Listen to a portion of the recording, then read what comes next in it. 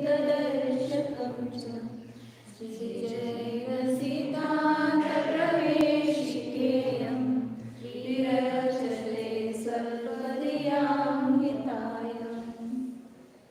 नमस्कार।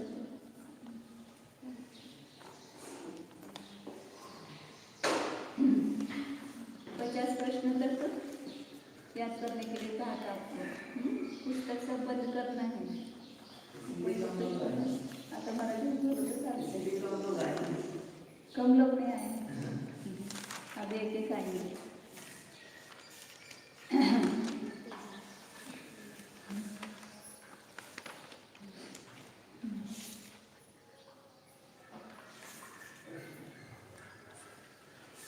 गुण किसे कहते हैं? गुण कशाला म्हणतात? मराठीत चालतात ते देते नाही। द्रव्यांच्या समूहाला गुण म्हणतात. सॉरी, 6 द्रव्यांच्या समूहाला विश्व म्हणतात. आणि जे सर्व शरीरावर सर्व भागांमध्ये असतात व सर्व अवस्थेमध्ये असतात. कुणाच्या सर्व भागामध्ये? द्रव्याच्या जे द्रव्याच्या सर्व भागामध्ये व सर्व अवस्थेमध्ये असतात त्यांना गुण म्हणतात। आणि गुणांची काय काय विशेषणं सांगितली तुम्ही? ते भेद झाले, अन्वय विशेषण, समभूत आणि अनादि अनंत सदा असतात, म्हणजे नित्य आहे। अनादि अनंत दोन्ही सांगतात। द्रव्याला टिकून ठेवण्याचं कार्य कोणत्या गुणाचं आहे? आणि त्या तुमच्या मनात सांगायला काय सगळ्यांचं तुम्ही पाठ केलं करायचं पाठ तर उपयोग आहे ना त्याचा। द्रव्याला टिकून ठेवण्याचं कार्य अस्तित्व नावाचं सामान्य गुण आहे की विशेष गुण आहे? अस्तित्व सामान्य गुण। सामान्य गुण कशास म्हणतात सांगा? सुचिता ना? सामान्य गुण सोपं आहे किती? तुम्ही नुसते भाव लक्षात ठेवले ना तर आपल्या भाषेत सांगता येते। बोलायच नाही, जे प्रॉम्प्टिंग करतील ना त्याला दंडाला पात्र येते। कशाच मध्ये सांगा? जे गुण सर्व द्रव्यामध्ये आढळून येतात त्यांना सामान्य गुण म्हणतात। सगळ्या द्रव्यामध्ये असतात ते सामान्य आणि आपापल्यामध्ये असतात ते असं लक्षात ठेवायचं। भाव तुम्ही लक्षात ठेवायचं, सगळं समजून घेणं महत्वाचं आहे। जेव्हा सांगत असतो ना त्यावेळेला त्याची कल्पना जी आहे त्याचे ते पूर्ण समजून घ्यायची। विशेष गुण कशाच म्हणतात पाठीमागं? हां सांगा। जे आपापल्या विशिष्ट द्रव्यामध्ये आढळतात ते विशेष गुण। तुम्ही पण पाठ करायचं सगळं। अजून सुटला तर पुन्हा सगळं यूट्यूबवर आता तुम्हाला सोय आहे, पण ऐकू शकताय तुम्ही। इकडे तिकडे आपण वेळ घालवतो ते ऐकत बसायचं।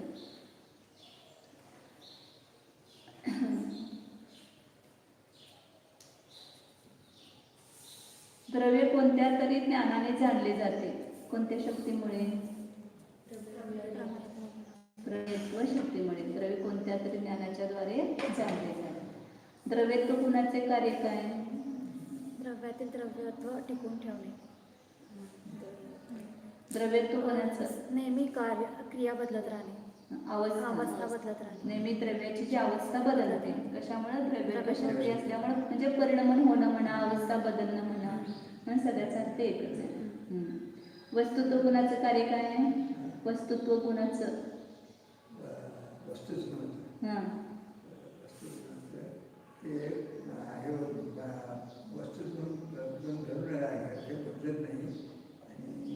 वस्तुत्व गुणाचं कार्य काय? अर्थक्रिया कार्यत्व, म्हणजे स्वभावानुसार क्रिया होणे। असं हे 6 द्रव्य घ्यायचे काय आणि त्याच्या पुढं त्याचं 6 द्रव्य सामान्य गुण घ्यायचे आणि त्याचं कार्य घ्यायचं। असे आपले नोट्स काढायचे। तुम्ही कसं ह्याला शाळेत करता तसं नोट्स काढायचे, ते पटकन आपल्याला लगेच लक्षात येतं। अर्थक्रिया कार्यत्व, परिणमन करणे, टिकून ठेवणे द्रव्याला, प्रमेयत्व गुण ज्ञानाचा विषय होणे, ज्ञानाकडून जाणले जाणे, अवलगत्व गुणाचं काय? स्वरूपामध्ये कायम ठेवणे, म्हणजे स्वरूपाचा बदल न होणे, आणि प्रदेशत्व काय? आकार होणे किंवा प्रदेश नियत असणे, असं घ्यायचं। पुन्हा 6 द्रव्य लिहायचे. 6 द्रव्याच्या पुढं 6 द्रव्यांचं लक्षण, त्याचं हे प्रत्येकाचे विशेष गुण लिहिले. त्याच्यानंतर त्यांची संख्या, त्यांचे प्रदेश, ते द्रव्य लोकाकाशाचे किती भागामध्ये राहतात, असं हे करायचं त्याचं गोष्ट. त्याच्या पुढं डोळ्यासमोर हे सगळे प्रश्न आले त्याच्यामध्ये येतात. चार्ट तयार करायचं असं. काय काय करायचं? द्रव्य, त्याचे नाव लिहायचे, त्याचा विशेष गुण,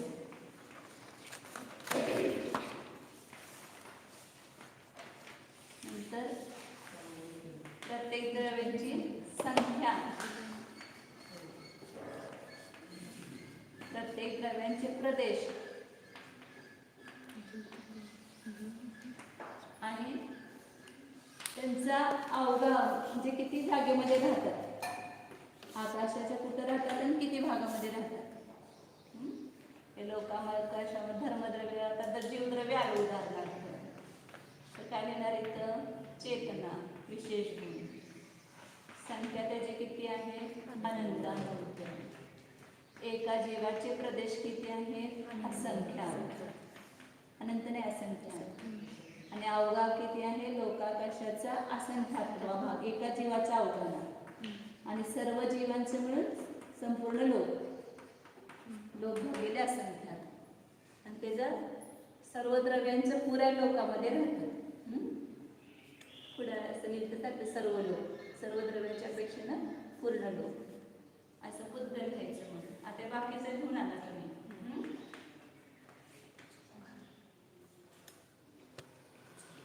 पुद्गल, मग त्याचा विशेष गुण, मग त्याची संख्या, त्याचे प्रदेश आणि त्याचा अवघा. पुद्गल द्रव्याचे प्रदेश किती आहे? पुद्गल द्रव्याचे प्रदेश किती? पुद्गल द्रव्याचे प्रदेश 3 प्रकार घ्यायचे: संख्यात, असंख्यात आणि अनंत. पहिला तर एक परमाणूचा एकच प्रदेश, एक परमाणूचा एक प्रदेश, आणि बाकी स्कंदाच्या अपेक्षेनं संख्यात, असंख्यात आणि अनंत, असे 3 प्रकारचे घ्यायचे प्रदेश. आणि त्याचा अवघा किती आहे? तर लोकाकाशाच्या, म्हणजे पूर्ण लोकाकाशात आहे, परंतु एका परमाणूच्या पेक्षा एक प्रदेश किंवा 2 प्रदेश किंवा 3 प्रदेश, असं त्याचं संख्या किंवा असंख्या अवघा द्यायचा. असं धर्मद्रव्य, त्याचं विशेष गुण, त्याची संख्या, त्याचे प्रदेश आणि त्याचा अवघा. अवघामध्ये काय करायचं? किती भागात राहते लिहायचं. आता पुद्गल किती भागात राहते? 1 प्रदेश, 2 प्रदेश, 3 प्रदेश, किंवा असं डॅश डॅश करायचं. संख्यात, असंख्यात, अनंत नाही. इथं त्याचे प्रदेश अनंत आहेत. इथं 3 प्रकारांत प्रदेश येतात. एक प्रदेश परमाणू असं लिहायचं, परमाणू. आणि मग संख्यात, असंख्यात आणि अनंत.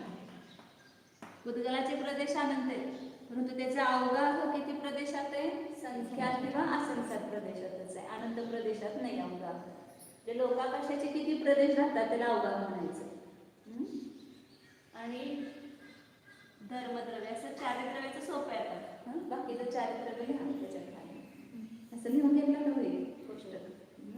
ते सगळ्यात 6 द्रव्यांचं आपल्या एका डोळ्यासमोर येते पूर्ण.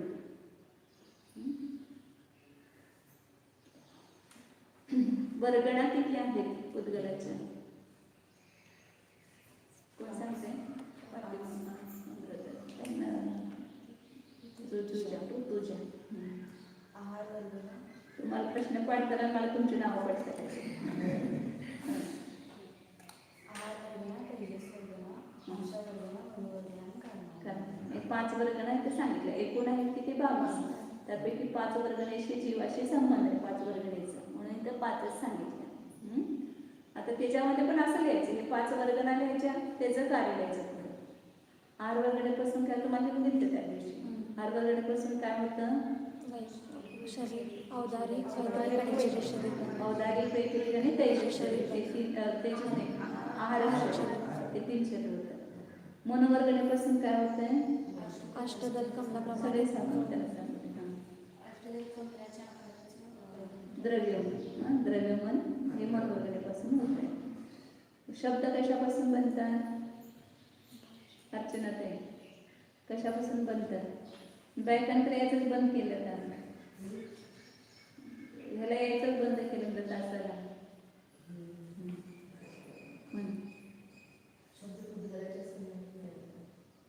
कुठल्या वर्गणीपासून बनतात? भाषा वर्ग. भाषा वर्गणीपासून बनतात. कारमान वर्गणीपासून काय बनतंय सुचिता? संजन आलं काय? तुम्हाला म्हणून हाजरी करा म्हटलं, म्हणजे कोण येते कोण आहे ते कळते लगेच त्याच्यामध्ये. काय फक्त आलं बघा, नाव घेतलं आला. कारमान वर्गणीपासून काय बनतंय? काय बनतं? कारमान शरीर किंवा अष्टकर्म म्हणायचं, कारमान शरीर म्हणून. कशाचं काय कार्य ते लक्षात ठेवायचं. तेजस वर्गणीपासून तेजस शरीर. मग दोन्हीची व्याख्या सोपी आहे इकडे घ्यायला, की त्या वर्गणा कशाला म्हणायचं तर त्याच्यापासून हे शरीर बनतं ते ती वर्गणा, आणि ह्या वर्गणीपासून ते शरीर उत्पन्न होत आहे. औदारिक शरीर किती प्रकारचे आहेत? कोणते कोणते अनेक कथे?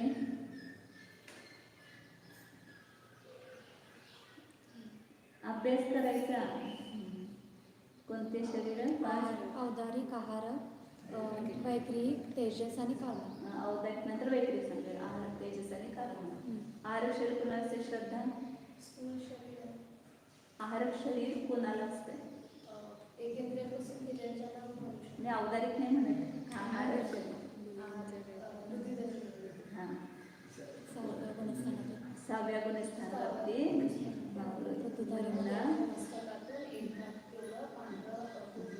निघतो. कशासाठी निघतो? तीर्थवंदनेसाठी. तुम्हाला विचारले का? 3 कारण सांगितली. सूक्ष्म पदार्थामध्ये संशय निर्माण झाला असताना त्याचं निरसन करण्यासाठी, किंवा संयमातील दोष दूर करण्यासाठी, आणि तीर्थ वंदनेसाठी, या 3 कारणासाठी तो पुतळा निघतो. चला पुढे जाऊया आता. करा परत अनेकदा.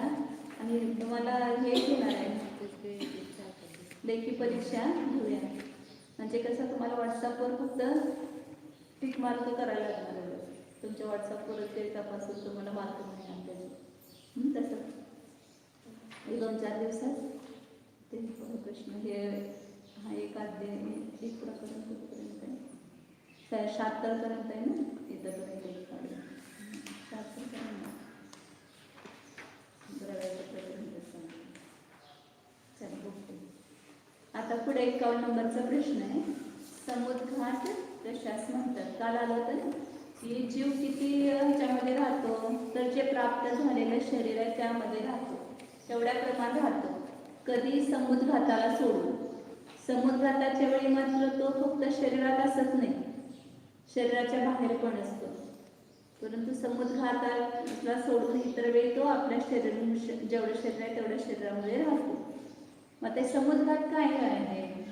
की समुद्घाताच्या वेळी जीव आपल्या शरीराला सोडून शरीराच्या बाहेर पण पसरतो. तर ते समुद्घात म्हणजे काय आणि ते किती प्रकारचे आहेत समुद्घात, याचं इथं वर्णन करतात. समुद्घात कशास म्हणतात? वाचा सुचिता. मूळ शरीराला न सोडता आत्मप्रदेश शरीराच्या बाहेर निघणे या समुद्घात म्हणतात.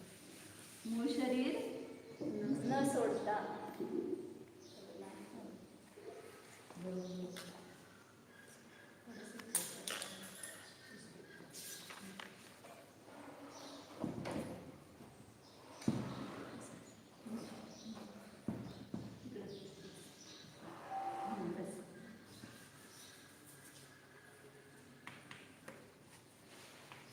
समुद्घात.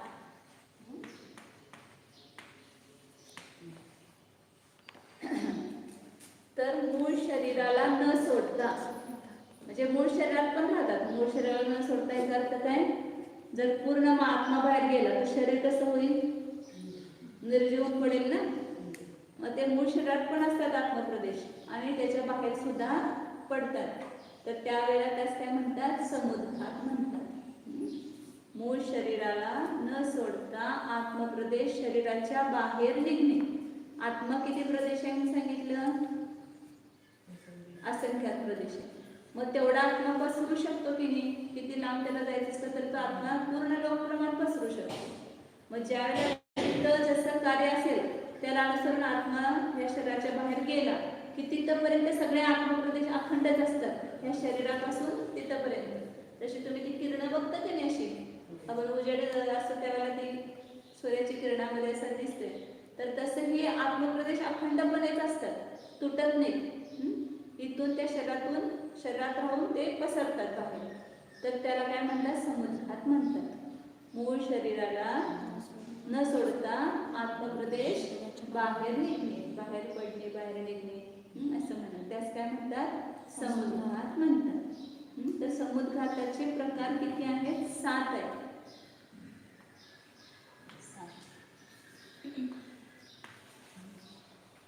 पहिला समुद्घात आहे वेदना समुद्घात.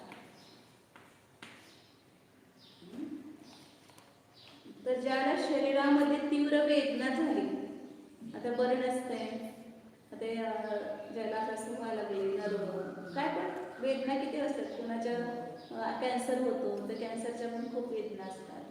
तर कोणत्याही अशा रोगाच्या वर तीव्र वेदना झाल्या की त्यावेळेला ते आत्मप्रदेश असे हे होतं की नाही, अंतरंगामध्ये भय किंवा असं वेदना होतात तीव्र, त्याला ते आत्मप्रदेश आपोआप बाहेर पडतात, या शरीराच्या बाहेर पण निघतात. अमृतिक असल्यामुळे ते दिसत नाही आणि ते बाहेर पडतात. त्याच्याबरोबर तेजस आणि कार्बन शरीर पण असतं. तेजस आणि कार्बन शरीर, कारण प्रत्येक आत्म्याच्या प्रदेशावर सगळे कर्मपरमाणू भरलेलेच आहेत. ज्याला ते आत्मप्रदेश पसरले की त्याच्यावर असणारे कर्मपरमाणू सुद्धा त्याच्याबरोबर बाहेर निघतात. म्हणून तिथं व्याख्या त्यानं लिहिताना दिली नाही. काही काही ठिकाणी व्याख्या असते की मूळ शरीराला न सोडता आत्मप्रदेश उत्तर शरीराबरोबर, उत्तर शरीर म्हणजे तेजस शरीर आणि कार्बन शरीर, त्याला उत्तर शरीर म्हणतात, त्याच्याबरोबर बाहेर निघतात. त्याला समुद्घात म्हणतात. मग एक पहिलं निमित्त आहे आत्मप्रदेश बाहेर पडण्यासाठी वेदना. रोगाच्या तीव्र वेदनेच्या निमित्तानं आत्मप्रदेश मूळ शरीरात पण राहतात आणि त्याच्या बाहेर पण पसरतात. जेव्हा ते वेदना सहन होत नाही त्याला ते आत्मप्रदेश बाहेर पसरतात आणि पुन्हा अंतर्मुखातून पुन्हा आत येतात की पुन्हा ते वेदना थोडी शांत होते. तर बघ कुठली पण वेदना झाली की 1 सेकंद 2-4 सेकंद किंवा अर्धा मिनिट पर्यंत होते, परत ती शांत होत असते वेदना. म्हणजे आपल्याला सध्याच्या कंडिशनमध्ये तीव्र वेदना ही आत्मप्रदेश बाहेर पडतात. हां, तर त्याला वेदना समुद्घात म्हणायचं. वेदनेच्या निमित्तानं आत्मप्रदेश बाहेर पडणे. शरीराच्याही अवस्थेत होतात का? हां, कुठे कधी पण होऊ शकतं, ते आपल्या लक्षात येत नाही, परंतु अशा वेळेला होत असते. त्याची चांगला आत्मप्रदेश दिसत नाही ना, त्यामुळे त्याला कळत नाही, परंतु ते होत असतं. दुसरा आहे कषाय समुद्घात.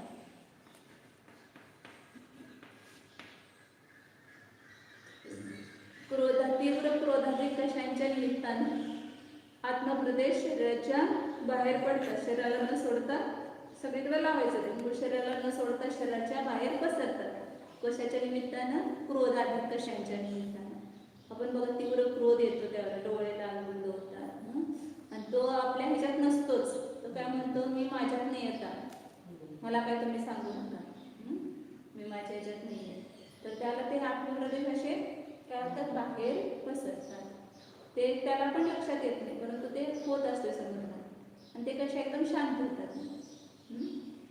ज्याला कोणत्याही वेदना झाली नाही किंवा कशा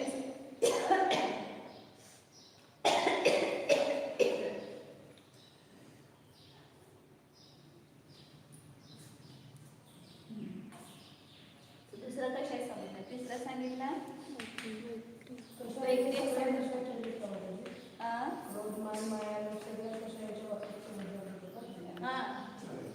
कुठल्याही क्वेश्चनचं मुळ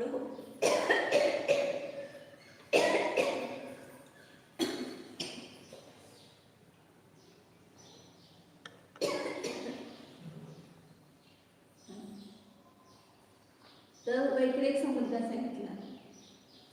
वैक्रिक वृत्तीधारी मुनी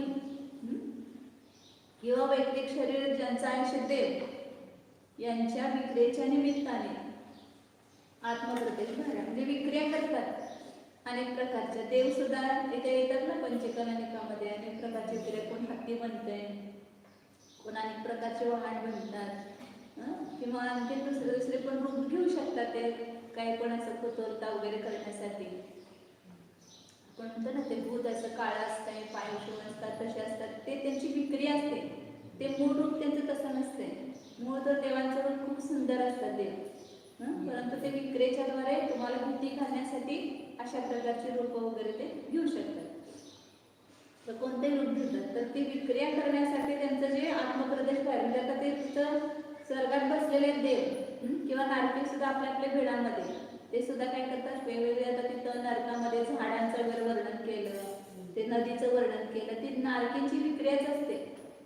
ती तिथं खरोखर नदी नाहीये, खरोखर झाडं नाहीये, तर ते नारकीच तशा प्रकारचं रूप धारण करतात, झाडांचं, नदीचं वगैरे. तर ती विक्रिया असते, तर त्याला ते मूळ शरीरात न राहता त्याच्या बाहेर सुद्धा ते आत्मप्रदेश पसरतात विक्रिया केली की. चक्रवर्ती एवढ्या राण्यांच्या बरोबर वगैरे क्रीडा करतात. तर 96,000 राण्या, तर 96,000 त्याची शरीर बनतात. म्हणजे तर ते त्याच्या वेळेला ते आत्मप्रदेश बाहेर गेले की नाही सगळ्यामध्ये, तो जिथं त्याचं मूळ शरीर आहे ते सोडून बाकी सगळ्या शरीरामध्ये तो आहेच. तर ते त्याच्या विक्रियामध्ये केलं ते बाहेर आत्मप्रदेश तयार करून एवढे शरीर तयार करतो का? हां, ते सगळ्यामध्ये असणार असतो. ते सगळ्यांना वाटणार की माझ्याजवळच आहे चक्रवर्ती, मूळ शरीर फक्त पटराणीजवळ असतं. तर अशा प्रकारे विक्रियाच्या द्वारे विक्रिया विष्णुकुमार मुनीची तुम्ही कथा ऐकता, रक्षाबंधनच्या वेळेला त्याने विक्रिया केली ना, विक्रिया त्यांना प्राप्त होती. विक्रिया रूप ती एक आहे, ती ज्यांना प्राप्त झालेली आहे ते मुली असे वेगवेगळे रूप घेऊ शकतात. मग त्याने आपला एक हात लांब केला तर मनुष्योत्तर पर्वताला पोचला, एक पाय लांब केला तर तो मेरू पर्वताजवळ गेला, आणि तिसरा पाय मी कुठं ठेवू म्हटले, सगळे 2 पायामध्ये पूर्ण 2.5 मनुष्यलोक त्याने मोजला. आता तिसरा पाय ठेवायला 3 पावलं जमीन मागितली होती ना फक्त. कथा माहिती आहे का? कधी ऐकले रक्षाबंधन कथा विष्णुपाद मुनींची? नाहीच ऐकली, काय ऐकली थोडी लक्षात आहे.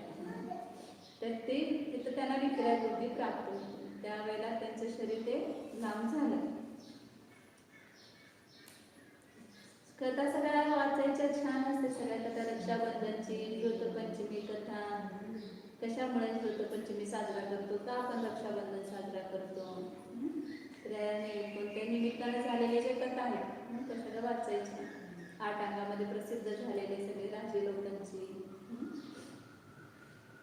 तर काय सांगितलं, विक्रिया समुद्रात कशाला म्हटलं, विक्री समुद्रात विक्रिया वृद्धिधारी मुनी किंवा देवानी नारकी म्हणून त्यांचं वैक्रिक शरीर ज्या वेळेला विक्रेच्या निमित्तानं त्यांचे आत्मप्रदेश मूळ शरीराला न सोडता बाहेर पडतात. त्यामुळं त्याला काय म्हणतात, वैक्रिक समुद्र. पुढचं सगळं तेच लावायचं, मूळ शरीराला न सोडता आत्मप्रदेश बाहेर निघतात. फक्त कोणत्या निमित्ताने ते लावायचं अगोदर फक्त, म्हणजे विक्रियेच्या निमित्ताने. विक्रिया कोण करतात, तर 4 गतीतले जीव करतात. तसं देव, नारकी, तिर्यंचे पण विक्रिया करतात. तुमचे एकेंद्रिय जीव सुद्धा विक्रिया करतात. कोणते एकेंद्रिय जीव? जे अग्निकायिक, वडवाग्नी पेटते की नाही सगळं, तसं विक्रिया रूप धारण करतात, तर त्यांची विक्रियाच असते. आणि अग्नी आणि वायू हे 2 विक्रिया करतात एकेंद्रियामध्ये.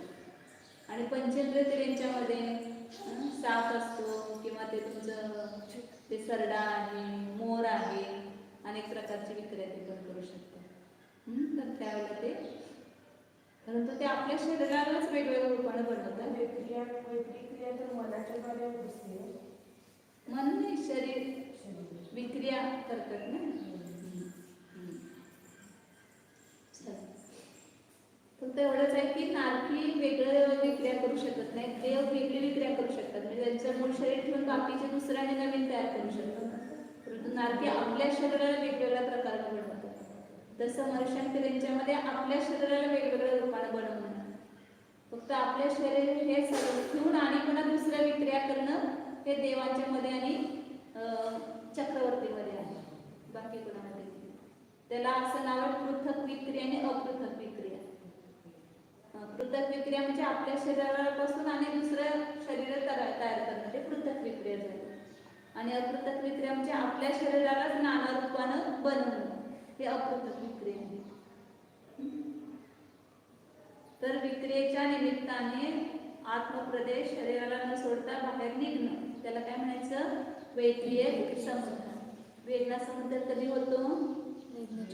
शरीरामध्ये वेदना झाली असतात. कशाय समुद्धान? कशाच्या वंशावर. आणि विक्रियाच्या निमित्तानं वैक्रिय समुद्धान होतो. चौथं आहे मारणा, म्हणजे ह्या वेळेला मूळ शरीराबाहेर पसरतात आत्मप्रदेश, एवढं लक्षात ठेवायचं. चौथं आहे मारणांतिक समुद्धान.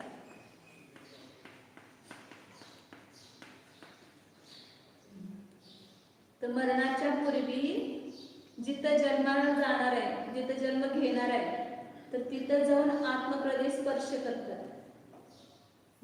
तर त्यावेळेला आत्मप्रदेश ह्या शरीरातून बाहेर निघाले.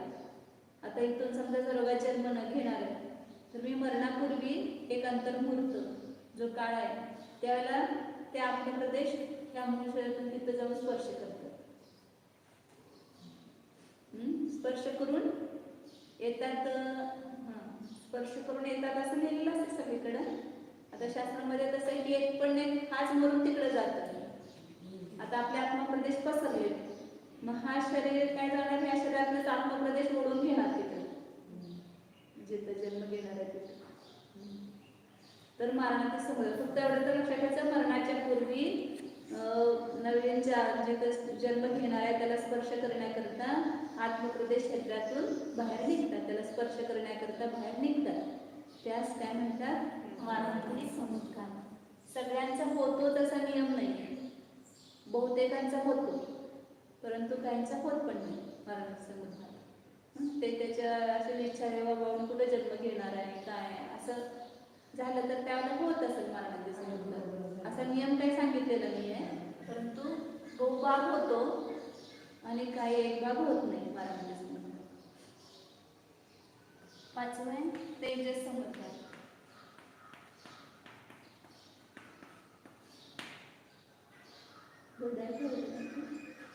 तेजस समुद्धान.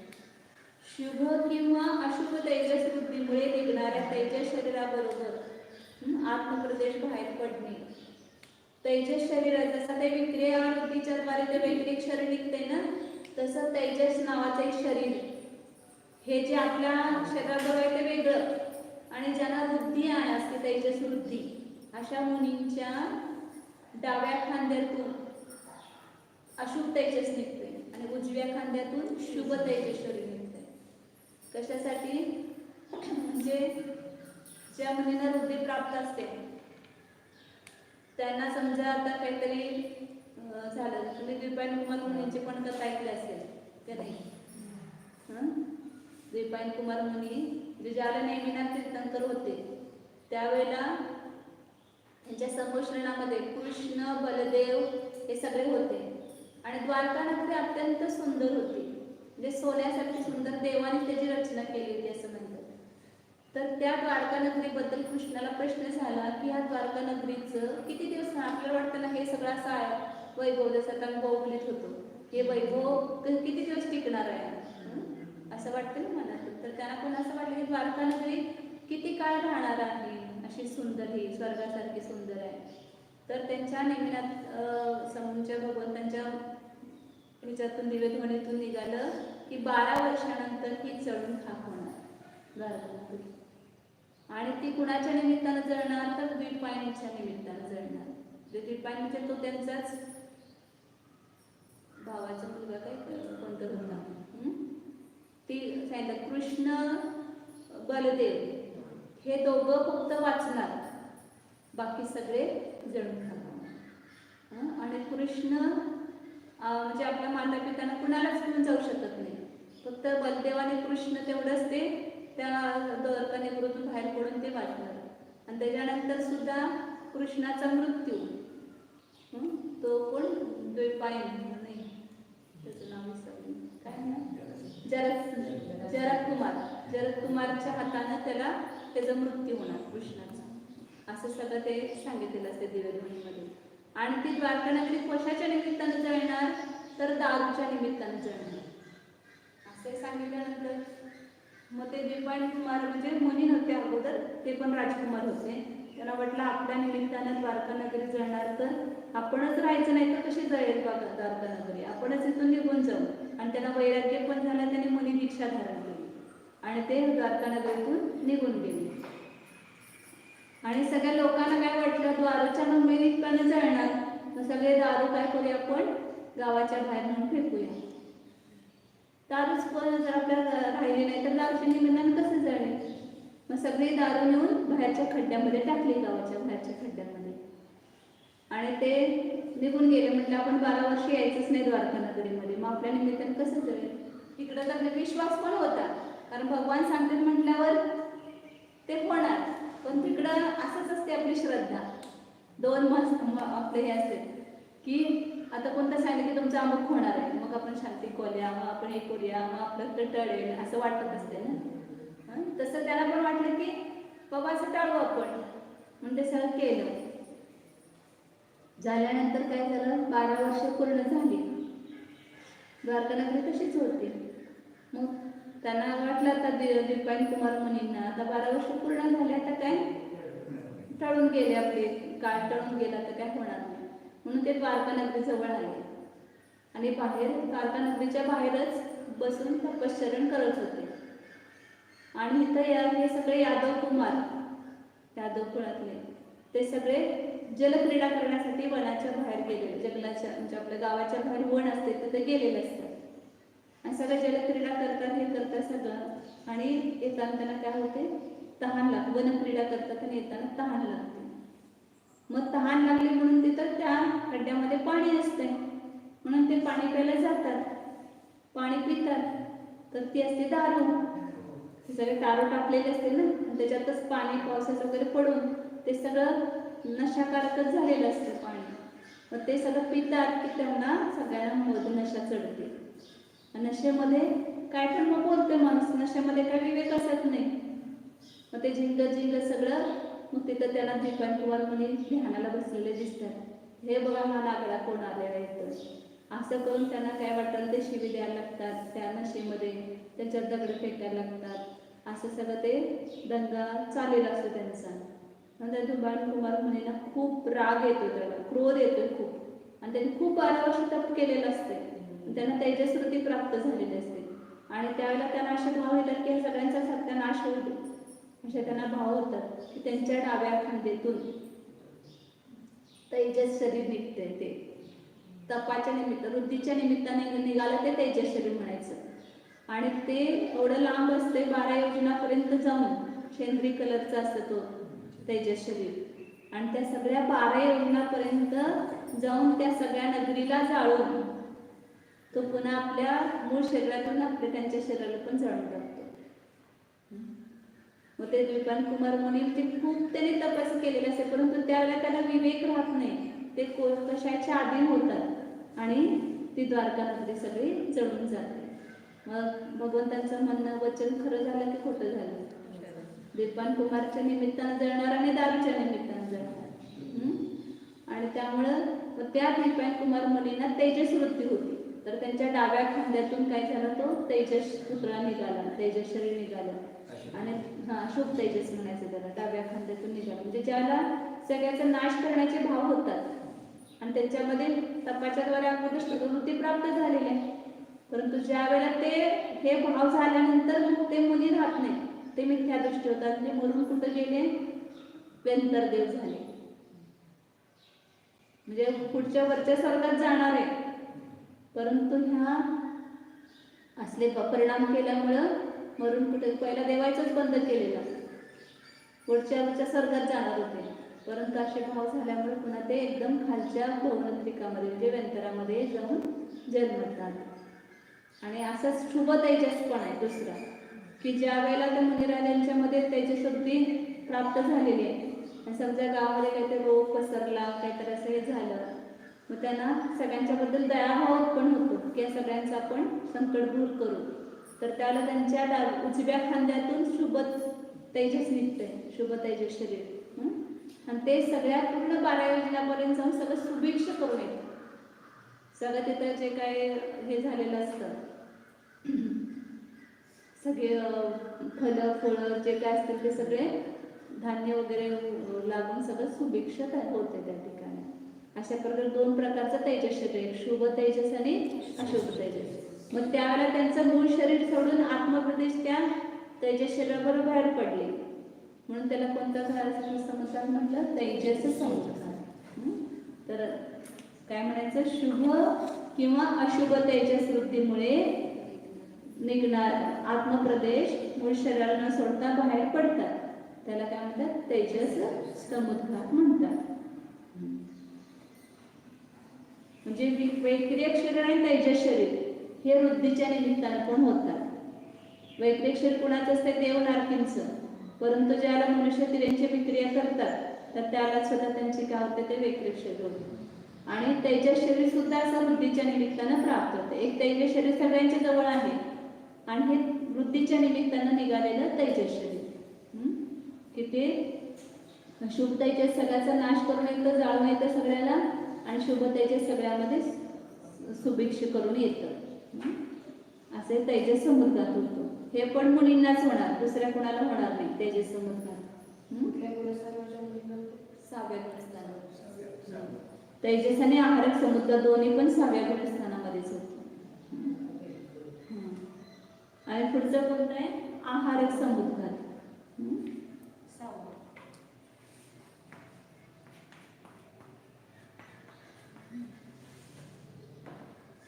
ज्यावेळेला आता आपण आहारक शरीर शिकलो ना, तर ते आहारक शरीर बाहेर पडतं मस्तकातून त्या मुलींच्या, त्यावेळेला त्याबरोबर आत्मप्रदेश बाहेर पडतात ना. तर त्या आहारक शरीराच्या बरोबर मुलींच्या मस्तकातून निघणार जे आहारक शरीर आहे त्यांच्यातून मूळ शरीराला न सोडता आत्मप्रदेश बाहेर निघतात. इथं मूळ शरीरात पण असतात आणि बाहेर पण सोडतात. मग ते आहारक शरीर त्या केवलींच्या जवळ जातं, तिथं स्पर्श करतं, तिथंपर्यंत हे आत्मप्रदेश पसरले. कुठं विदेश क्षेत्रामध्ये जाईल किंवा कुठल्या पुढच्या द्वीपामध्ये, पुढच्या ह्याच्या आडी द्वीपामध्ये कुठेही जाऊ शकते ते. तर तिथंपर्यंत ते आत्मप्रदेश बाहेर पडतात. तर त्याला तो आहारक समुद्घात म्हणायचा. आहारक मुलींच्या मस्तकातून निघणाऱ्या आहारक शरीराबरोबर आत्मप्रदेश बाहेर निघतात, त्याला काय म्हणायचं? आहारक समुद्घात. आणि शेवटचं आहे केवळ समुद्घात.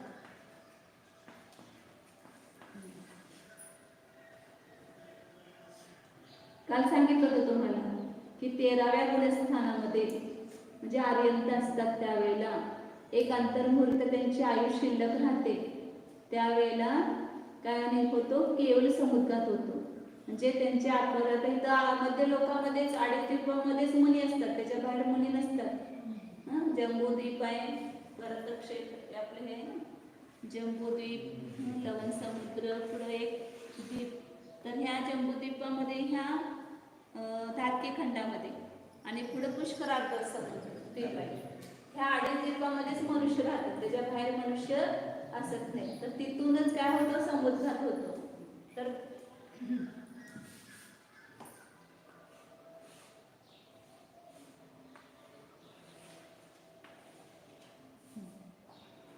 तर हा लोकाकाश आहे आणि ह्याच्या बाहेर वातवले सगळे 10 दिशेला वायूने वेष्टलेला आहे लोकाकाश. 3 वातवले आहेत. असं 3 वातवल्यानं वेष्टित आहे. कोण? लोकाकाश. सगळ्या बाजूने, समोरून आहे, बाजूनी आहे, त्याच्या बाजूनी आहे, वरून आहे, खालून आहे, सगळं पूर्ण वातवल्यानं वेढलेलं आहे. एवढा लोकाकाश आकाशाच्या मध्यंतरी कसं काय स्थित आहे? कारण तो स्थिर कसा राहिलेला आहे लोकाकाश? तर ह्या वायूच्या आधाराने स्थित आहे. त्या वायूने त्या लोकाकाशाला धारण केलेलं आहे आणि त्यामुळे तो लोकाकाश स्थित आहे त्या मध्यभागामध्ये. तर इथं लोकाकाशाच्या इथं मध्यभागी आडीद्वीप मनुष्यांचे त्यांचे राहतात. तर इथं मुली आहेत, त्यांनी काय केलं? 13व्या गुणस्थानामध्ये केवळ समुद्रात केलं. तर त्यावेळेला काय होते? पहिल्यांदा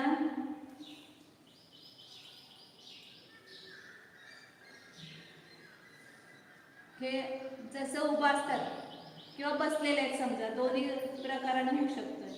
तर ते आत्मप्रदेश असे दंडाकार होतात, काठीच्या आकाराचे, जे असे वरपर्यंत जाणार आणि असे खालीपर्यंत जाणार. असं जसं मूळ शरीर असते त्याच्यात थोडंसं मोठं होतं ते गोलाकार असे. हे आता पूर्ण आपले शरीर आहे ना असे गोलाकार आत्मप्रदेश, वर लोकाकाशाच्या टोकापर्यंत आणि खाली लोकाच्या शेवटी वातवल्याला नाही तिकडे जाणार, वातवल्यामध्ये सोडून ते आत्मप्रदेश असे पसरतात. मुळीतच आहे पण तो फक्त आत्मप्रदेश कर्मण शरीराबरोबर पसरले, तेजस आणि कर्मण शरीराबरोबर. तर तो पहिला समुद्घात काय झाला, हे केवळ समुद्घाताचे 4 हे प्रकार. पहिला आहे दंड, म्हणजे दंडाकार, दंड म्हणजे काटे, दंडाच्या आकाराचे झाले प्रदेश म्हणून त्याला काय म्हणतात, दंड समुद्घात. पहिल्या समयामध्ये ते दंडाकार होतात, दुसऱ्या समयामध्ये असे पसरतात. असे झाले होते ना वरण ही, आता तिथं आपल्या दोन्ही आजूबाजूला मग मुनी पूर्व दिशेला असतील तर दक्षिण उत्तर पसरेल, आणि जर उत्तर दिशेला त्यांचं मुख असेल तर पूर्व पश्चिम असे इकडे तोंड करून उभारले तर इकडे उत्तर दक्षिण असे पसरणार, आणि इकडे उत्तरेला तोंड करून उभारले तर पूर्व पश्चिम असे पसरणार. मग पूर्व पश्चिम पसरले तर लोकाकाशाचा जसा आकार आहे ना असं पसरणार पूर्ण लोकांच्या शेवटपर्यंत. परंतु तेवढ्या जाडीमध्ये नाही घ्यायचं, पूर्ण जाडीमध्ये पसरणार नाही, जेवढे आहेत तेवढंच असं इकडं जातील आणि इकडं पसरतील. अजून लोकाकाश इथं मोठा आहे, अजून पाठीमाग पुढं 7 योजन आहे ना, आणि इथं मध्ये शरीर एवढंच आहे.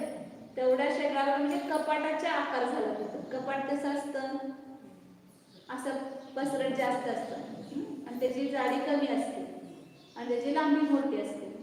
तर तशी लांबी तर 14 राजू आलेली आहे, आणि पसरणार किती, जर दक्षिण उत्तर असेल, समजा पूर्वेला मी तोंड केलेलं आहे, दक्षिण उत्तर 7 राजू लांबी आहे तर 7 राजू पसरणार, आणि उत्तरेला तोंड केले तर पूर्व पश्चिम कसं आहे, इथं 7 राजू, इथं 1 राजू, इथं 5 राजू, इथं 1 राजू, असंच पसरणार. ह्याच आकाराने आत्मप्रदेश पसरणार.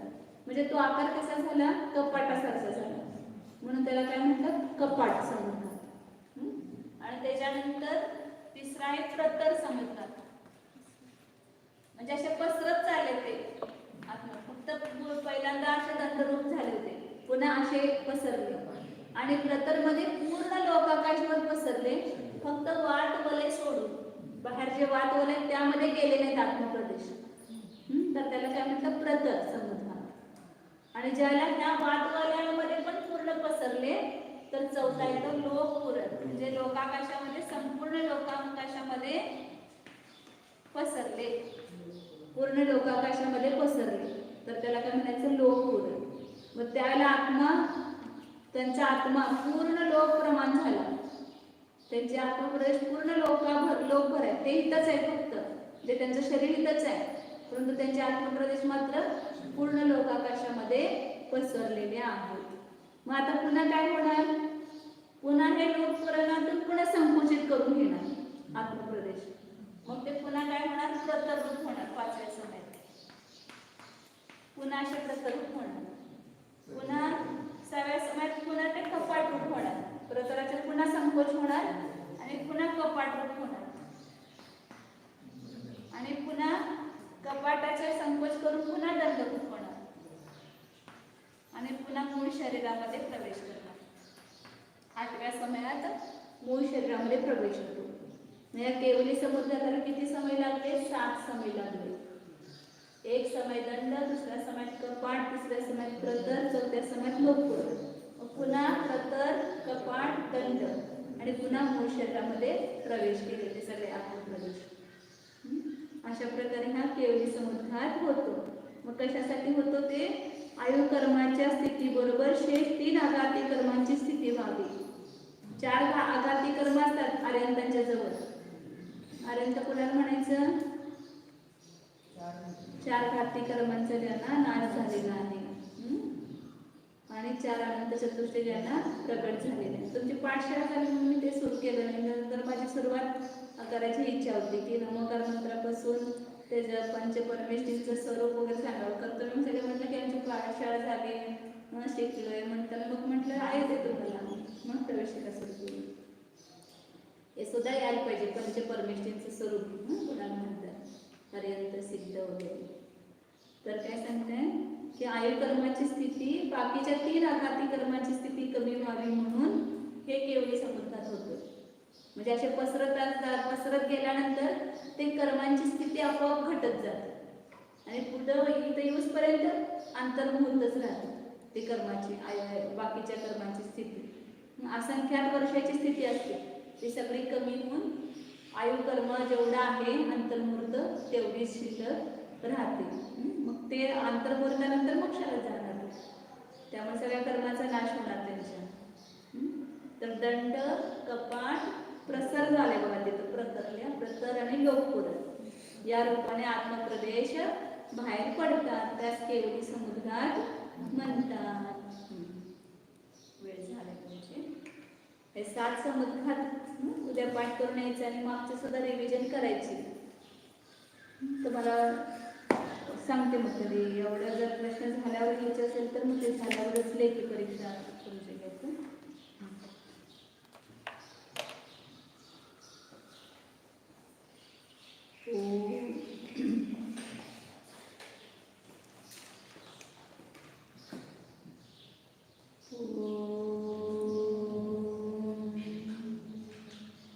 जाणामी शुद्ध चैतन्यमय जीवच आहे.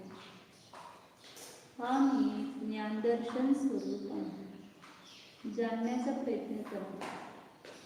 आपण काही ना काहीतरी विचार करतच असतो. आता स्वतःचाच विचार करा. मी कोण आहे असं जरा जिज्ञासा करा जाणण्याची.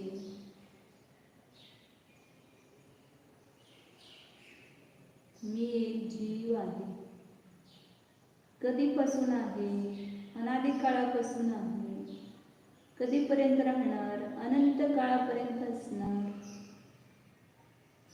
हा जीवच ही नाना शरीरे धारण करतो. शरीरात राहून सुद्धा जीव शरीर रूप होत नाहीच.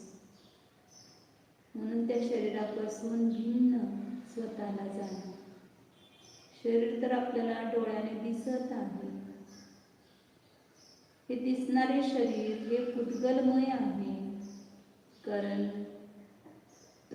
चक्षुरिंद्रियाने पुद्गलच दिसते, जीव दिसत नाही.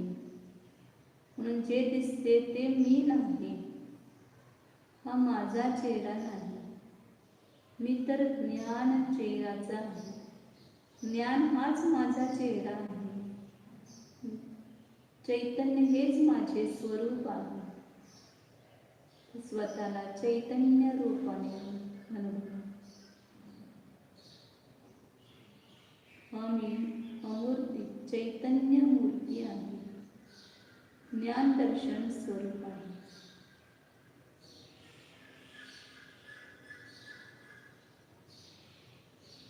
अमूर्तिक स्वरूप शुद्ध चैतन्य सत्ता स्वरूप अस्तित्व गुण सहित स्वरूप वस्तुत्व गुण स्वरूप अनंत गुण रत्नाकर स्वरूप शुद्ध एको ध्रुव